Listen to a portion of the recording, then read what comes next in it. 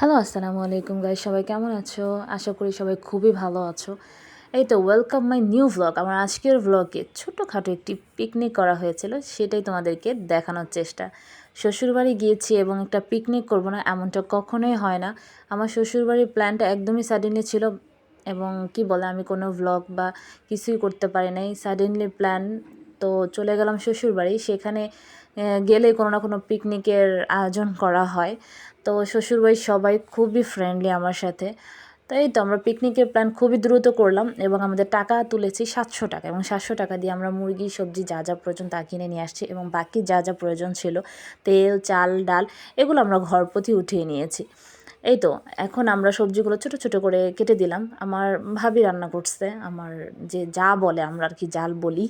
তো যাই হোক, আমার যা সব কিছুই রান্না করছি, কিন্তু আমরা তাকে সব কিছু জোগাড় করে দিয়েছি। মাংস কাটা, তারপর সবজি কাটা, এই সব কিছু আমরা তাকে জোগাড় করে দিয়েছি এবং সে রান্না করছে। তো যাই হোক, এখন আমি যেটা করতেছি, আমি একটু একটু হেল্প করার চেষ্টা করছি। এখানে আমি মুগ ডাল ভেজে দিচ্ছিলাম, যে ভাবি বলতেছে অন্য অন্য কাজ সে করবে এবং কিছু কিছু কাজ আমরা তাকে করে দিচ্ছিলাম। এই তো আমার মুগ ডাল ভাজা প্রায় শেষ। এরপরে ভাবি বসলো মাংসগুলাকে একটু ভাজার জন্য, কারণ এই ব্রয়লার মুরগিগুলো একটু না ভাজলে ভাল লাগে না। তো মশলা দিয়ে আমরা মুরগিগুলোকে ভেজে নিয়েছিলাম। এখানে আমাদের মশলা কষানোটা অলরেডি হয়ে গেছে। এখানে আমরা মাংসের মশলা অ্যাড করেছি, মুরগির মাংসের মশলা, কারণ আমরা এখানে, আমি আগেই আপনাদেরকে বলেছিলাম যে প্রতিটা রান্নার ভিডিওতে আপনারা খেয়াল করবেন আমি কোনো ধরনের শুকনো মরিচের গুঁড়ো অ্যাড করি না। তো যাই হোক, এখানে কোনো শুকনো মরিচের গুঁড়ো অ্যাড করা হয়নি। তো মাংসের মশলাটা আমরা দেওয়া শেষ, একে একে সবজি, তারপরে কি বলে ব্রয়লার মুরগি, সব কিছুই আমরা একসাথে কষায় নিছি।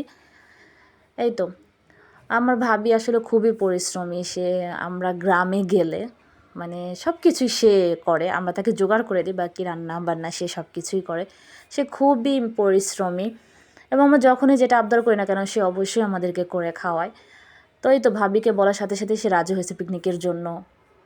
সে খুবই পরিশ্রমী, এটা বলতেই হয়। তো যাই হোক, এখানে আমাদের কষানোর কার্যক্রমটা প্রায় শেষ। এখন আমরা এখানে পানি অ্যাড করে একবারে বসাই দিব। লার্কি চুলার বিষয়, আসলে লার্কি চুলার রান্না আমি আসলে তেমন একটা বুঝি না, কারণ আমরা তো সচরাচর লার্কি চুলা রান্না করি না।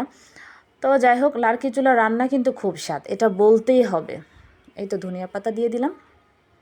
এরপরে মাঝখানে মাঝখানে আমরা লবণটাকে চেক করেছি, সবই ওকে ছিল। এই তো আমাদের ভুনা খিচুড়ি, নরম নরম খিচুড়ি হয়ে গেল, ভাবির হাতের খিচুড়ি। তো এই তো আমার ভিডিও আজকে আমি এ পর্যন্তই করব। তবে হ্যাঁ, খিচুড়িটা খুবই মজা হয়েছিল। এরকম খিচুড়ি শীতের মধ্যেই ভালো লাগে, আসলে গরমের মধ্যে কোনো খাবারই আমাদের তেমন একটা ভালো লাগে না। সো সবাই ভালো থাকবেন, সুস্থ থাকবেন। আল্লাহ হাফেজ, আসসালামু আলাইকুম।